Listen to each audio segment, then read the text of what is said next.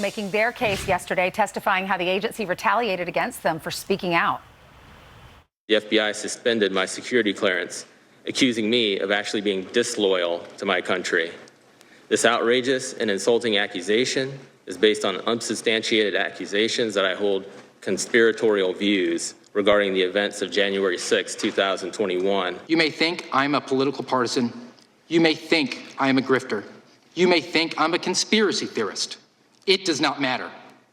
Simply put, this committee should avoid the temptation to impugn the character and the motivations of the messengers seated before you. Select Subcommittee on the Weaponization of the Federal Government and Florida Congresswoman Cammack joins us now. Good morning to you, Congresswoman. Good morning. How are you doing? Doing well. We saw you yesterday on the when y'all had your presser in the morning. We aired that on Fox and Friends, and we watched throughout the day at the hearing. Coming away from that hearing, what shocks you the most? Oh, that was one for the books, Ainsley. You know, it was incredibly disappointing that our Democrat colleagues couldn't put party politics aside and listen to these three men who have put their careers, their families, their entire lives on the line for this country, not in just the military and law enforcement, but now in coming forward as whistleblowers. But, you know, I think the most shocking thing was the revelations that these whistleblowers gave us and how they had come forward. They had expressed dismay and concern about some of the tactics and directives of the FBI against American citizens. And they were subsequently suspended without pay, their clearances revoked, and then they were left to languish.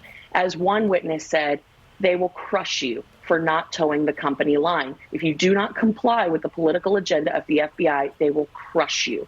That, I think, right there exemplifies the weaponization of government better than anyone ever could. I know this must be personal for you because your husband's in law enforcement and you obviously work for the government. So y'all have given up your whole lives to serve this country. And if you come forward and you see something that's wrong and you're honest about it, you're retaliated against. What happens next? How can Congress get involved to make sure these bad apples, whoever's responsible for this, gets out of the FBI and to make sure that these individuals get their lives back and they're not retaliated against?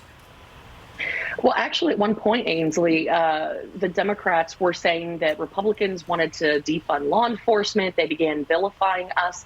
And I haven't met a Democrat who didn't derive their power from a problem.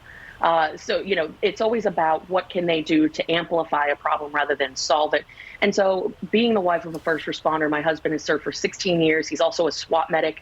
And I was quick to point out that there is nothing, and I know this from personal experience, nothing that a good cop hates more than a bad cop. Mm-hmm. And so these men, as I said, have put everything on the line, and the treatment by the FBI of these three gentlemen has now been referred to the Office of Special Counsel and to the IG's office.